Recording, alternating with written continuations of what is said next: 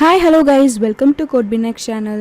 நம்மளுடைய Codebinx channelல இன்னைக்கு ஒரு புது டாபிக் தான் டிஸ்கஸ் பண்ண போகிறோம். ஸோ இது வந்து எல்லா டெவலப்பர்ஸ் அண்ட் எல்லா கோடர்ஸ்க்கும் வந்து ரொம்ப பிடிச்ச டாபிக். என்ன அப்படின்னு பார்த்தீங்கன்னா, எல்லா டெவலப்பர்ஸ் எல்லா கோடர்ஸ்க்குமே ஒரு ஆசை இருக்கும், ஆர் வந்துட்டு ஒரு டிமாண்டும் இருக்கும் to develop clean code and efficient code வந்து டெவலப் பண்ணுறது. ஒரு ஆப்டிமைஸ்டு கோட் அப்படின்னா it should be very clean and எஃபிஷியண்ட்டாக இருக்கணும். ஸோ அந்த மாதிரியான கோட்ஸ் வந்துட்டு டெவலப் பண்ணணும் அப்படிங்கிற ஒரு ஆசையும் இருக்கும். ஆப்வியஸ்லி நம்மளோட எம்ப்ளாயர்ஸ்க்கும் அதுதான் தேவை. ஸோ அந்த மாதிரியான ஒரு clean and efficient code develop பண்ணுறதுக்கு நம்மளுடைய ஜாவாஸ்கிரிப்டில் ஒரு சில பிரின்சிபல்ஸ் இருக்குது. ஸோ அதெல்லாம் என்னென்ன அப்படிங்கிறத நம்மளுடைய இந்த வீடியோவில் பார்க்க போகிறோம். வாங்க போகலாம். Functional programming principles. ஸோ இந்த நேம் சொல்லும் போதே தெரிஞ்சுக்கலாம். ஸோ இதில் வந்து ஃபங்க்ஷன் அப்படிங்கிறத தான் ஃபர்ஸ்ட் ப்ரியாரிட்டியில் வச்சு நம்ம வந்து ஒரு க்ளீன் அண்ட் எஃபிஷியன்ட் கோடை நம்ம டெவலப் பண்ண போகிறோம். அண்ட் இந்த ஃபங்க்ஷனல் ப்ரோக்ராமிங்காக ஒரு சில பிரின்சிபல்ஸ் இருக்குது. ஸோ அந்த பிரின்சிபல் யூஸ் பண்ணி தான் நம்ம வந்து ஒரு க்ளீன் அண்ட் எஃபிஷியன்ட் கோடை நம்ம கொடுக்க போகிறோம் இன் ஜாவாஸ்கிரிப்ட். ஃபங்க்ஷனல் ப்ரோக்ராமிங்னா என்ன அப்படின்னு பார்த்தீங்கன்னா, இட் இஸ் ஒன் மெத்தட் நம்ம வந்து ப்ரோக்ராம்ஸை வந்துட்டு பில்ட் பண்ணுவோம் using pure function, avoiding shared state and mutable data and side effects. So ஒரு pure function இருக்கும், it should avoid shared state. shared state அப்படின்னா என்னென்னா, it is a variable or object, anything can be of shared state. என்ன shared state அப்படின்னு சொன்னால், multiple functions வந்து அதில் இருக்கக்கூடிய வேல்யூஸை சேஞ்ச் பண்ண முடியும். ஸோ ப்ரோக்ராமில் இருக்கிற மல்டிபிள் ஃபங்க்ஷன்ஸ் வந்துட்டு அதில் இருக்கக்கூடிய வேல்யூஸ் சேஞ்ச் பண்ண முடியும் அப்படிங்கிறத தான் shared stateன்னு சொல்லுவோம். ஸோ அந்த மாதிரியான ஸ்டேட்டை வந்து அவாய்ட் பண்ணலாம். ஸோ அந்த வேரியபிள்ஸ் வந்து ஒரு பர்டிகுலர் ஃபங்க்ஷனால் மட்டும் தான் சேஞ்ச் பண்ண முடியும், அதை எல்லாத்தாலையும் ஆக்சஸ் பண்ண முடியாதுங்கிற மாதிரி கொண்டு வரது தான் shared state. இதனால் என்ன ஆகுது அப்படின்னு பார்த்தீங்கன்னா, நிறைய எரர்ஸ் அண்ட் பக்ஸ் வந்துட்டு நம்ம வந்து அவாய்ட் பண்ணிக்கலாம். ஸோ மேக்கிங் இட் அன்ஷேர்ட், நிறைய பக்ஸ் ஃப்ரீயாக அண்ட் பொட்டென்ஷியல் ரிஸ்கில் இருந்து நம்ம நிறைய தவிர்த்துக்கலாம். So making your code more cleaner and efficient. Mutable data அப்படின்னா வந்துட்டு உங்கள் டேட்டா ஒன்ஸ் க்ரியேட் பண்ணக்கப்புறம் you can do any thing with the data. நீங்கள் வந்து அதில் வந்து எக்ஸ்ட்ரா டேட்டாஸ் ஆட் பண்ணலாம், ரிமூவ் பண்ணலாம், மாடிஃபை பண்ணலாம். எல்லா மாடிஃபிகேஷன்ஸும் அந்த டேட்டாவில் நீங்கள் பண்ணிக்க முடியும். சைடு எஃபெக்ட்ஸ் அப்படின்னா என்னென்னா, ஒரு ஃபங்க்ஷனில் வந்து ஒரு ஃபங்க்ஷன் அதில் என்ன வேலை இருக்குமோ அதை மட்டும்தான் பண்ணணும். அதை தாண்டி பண்ணக்கூடிய விஷயங்கள் எல்லாமே சைடு எஃபெக்ட்ஸ். இப்போ ஃபார் எக்ஸாம்பிள் அடிஷன் ஃபங்க்ஷன்னா அடிஷனை மட்டும்தான் அது பண்ணணும். அண்ட் இது அந்த அடிஷனில் இருக்கக்கூடிய வேரியபிளை மட்டும்தான் வந்து அதை சேஞ்ச் பண்ணணும். அதை தாண்டி வெளியில் இருக்கக்கூடிய வேறு ஏதாவது வேரியபிளை சேஞ்ச் பண்ணுதோ, இல்லை வேறு ஏதாவது மெமரி ஆக்சஸ் பண்ணுதோ, இல்லை வந்துட்டு ஏதாவது DOM manipulations or calling some API synchronisations or subscriptions இந்த மாதிரி அந்த ஃபங்க்ஷனுக்கு தேவையில்லாத அந்த ஃபங்க்ஷனுக்குரிய ப்ரைமரி ஆக்ஷனை தாண்டி வேறு எது பண்ணாலும் அதை நம்ம சைடு எஃபெக்ட்ஸ் அப்படின்னு சொல்லுவோம். ஓகேங்களா?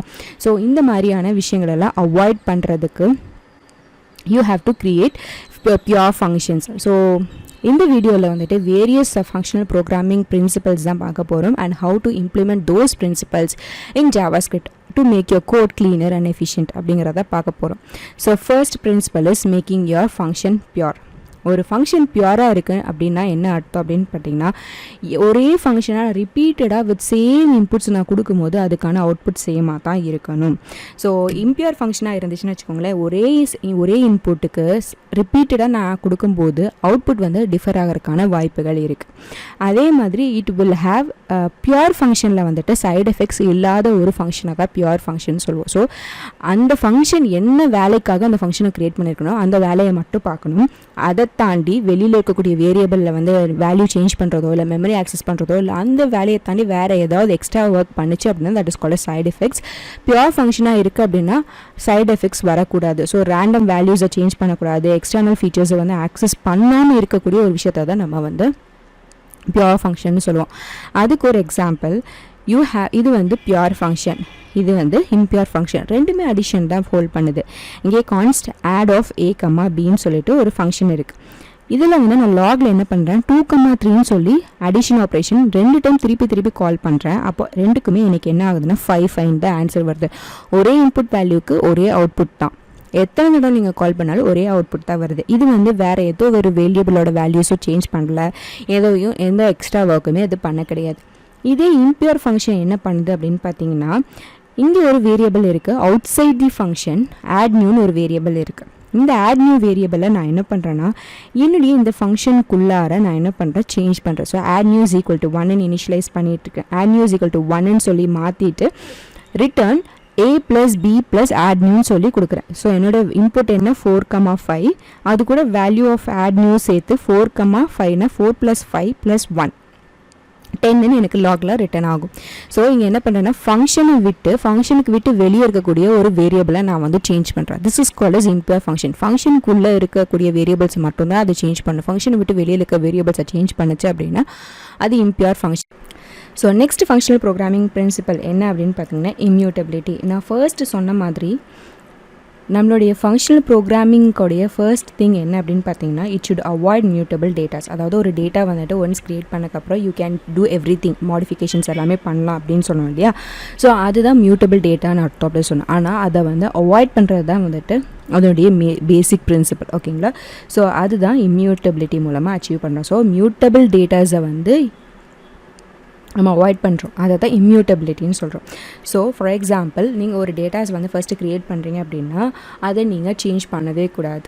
உங்களுக்கு ஏதாவது மாடிஃபிகேஷன்ஸ் வேணும் அப்படின்னா அந்த ஒரிஜினல் டேட்டாவை ஆக்சஸ் பண்ணாமல் தான் நீங்கள் வந்து டேட்டாஸ் வந்துட்டு மாடிஃபிகேஷன்ஸ் பண்ணணும். ஸோ ஒரு டேட்டா வந்து நீங்கள் க்ரியேட் பண்ணுறீங்க அப்படின்னா அதை சேஞ்ச் பண்ணக்கூடாது, அதை எதுவுமே மாடிஃபை பண்ணக்கூடாது. அதில் ஏதாவது எக்ஸ்ட்ரா ஆட் பண்ணுறதோ ரிமூவ் பண்ணுறதோ அப்டேட் பண்ணுறதோ எந்த ஒரு மாடிஃபிகேஷன் ப்ராசஸுமே அந்த டேட்டாவில் பண்ணக்கூடாது. அதை தான் வந்து இம்யூட்டபிள் டேட்டான்னு சொல்லுவோம். இதுதான் second principle for making your code more cleaner and efficient.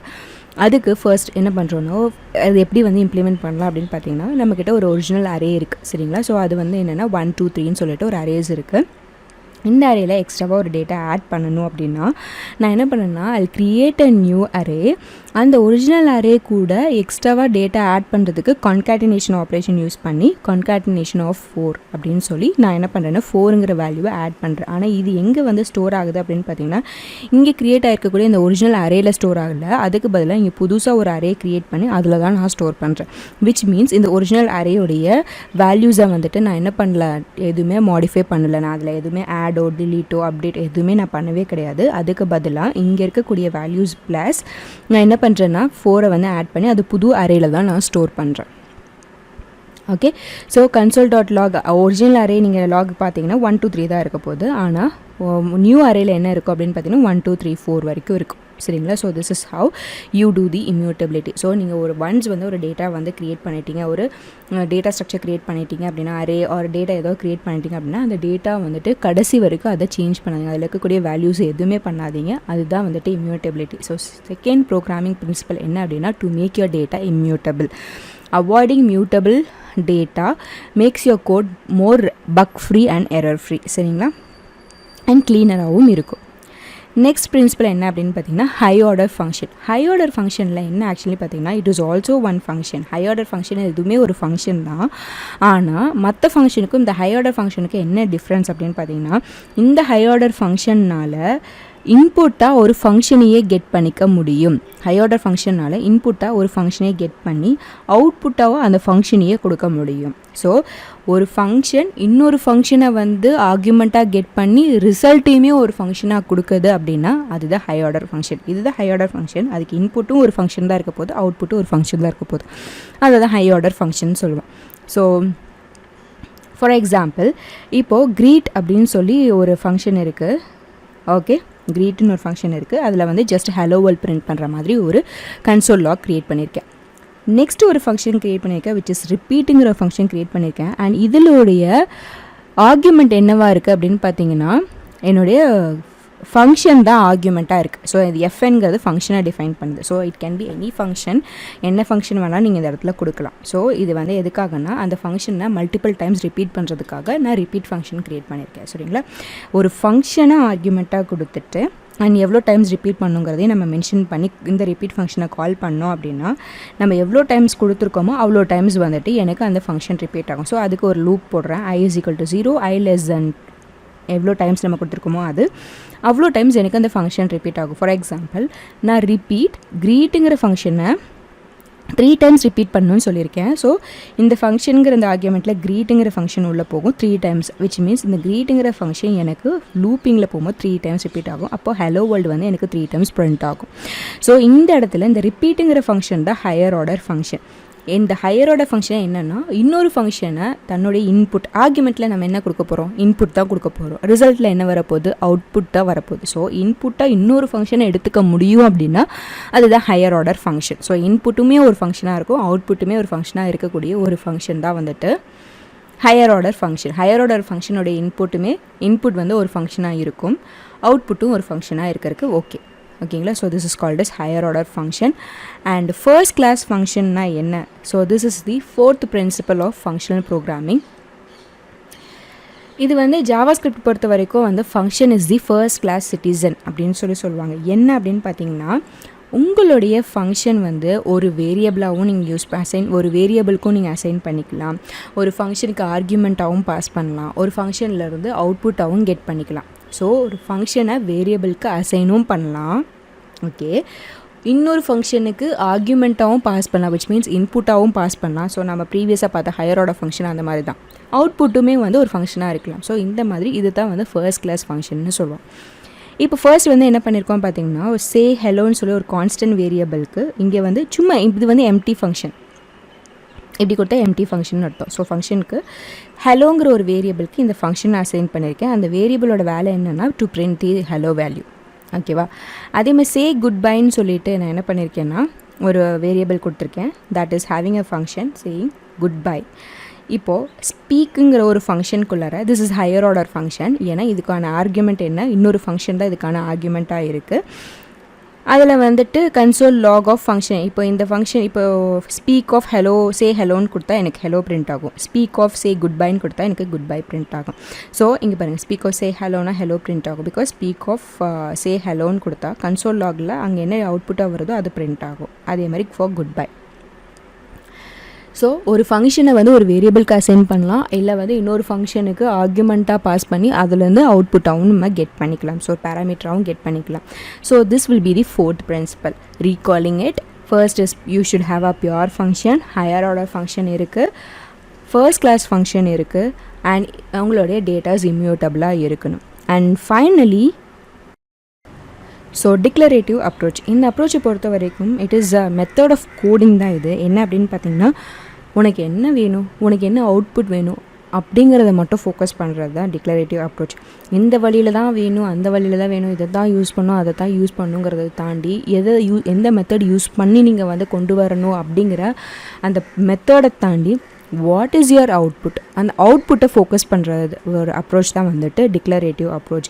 இந்த அவுட்புட் கொண்டு வர்றதுக்கு நான் எவ்வளோ ப்ரிசைஸ் ஆர் ஈஸி கோடிங் என்னால் பண்ண முடியும், எந்த மெத்தட் யூஸ் பண்ணால் எனக்கு இந்த அவுட்புட் வந்து ரொம்ப ஈஸியாக சிம்பிளராக கோடிங்கில் கொண்டு வர முடியும், அதை மட்டும்தான் யோசிக்கணுமே தவிர டிஃபைன்டாக இந்த மெத்தட் யூஸ் பண்ணணும் அந்த மெத்தட் யூஸ் பண்ணணுங்கிற அந்த டாபிக்குள்ளார போகாத ஒரு விஷயத்தை தான் வந்துட்டு டிக்ளரேட்டிவ் அப்ரோச் அப்படின்னு சொல்லுவோம். ஸோ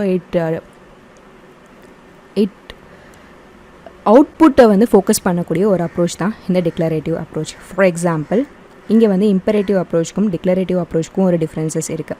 ஸோ ஃபார் எக்ஸாம்பிள் நான் ஒரு கான்ஸ்டன்ட் வேரியபிள் வச்சுருக்கேன் 1 2 3 4 5. இப்போ டபுள்டு நம்பர்ஸ்ன்னு சொல்லி இப்போ இந்த நம்பர்ஸோடைய டபுள் வேல்யூ எனக்கு வேணும். இம்பரேட்டிவ் அப்ரோச்னால் நான் லூப்பிங்கில் போட்டு ஒவ்வொரு வேரியபிளாக அந்த அரேலேருந்து கெட் பண்ணி நான் என்ன பண்ணலான்னா நம்பர் ஆஃப் இன்ட்டு 2 அப்படின்னு சொல்லி போட்டோம்னா எனக்கு டபுள்டு நம்பருடைய வேல்யூ கிடச்சிரும். இப்போ இதனுடைய அவுட்புட் என்ன 2 3 4 5 6 யூஸ் பண்ணி எனக்கு கிடச்சிரும்.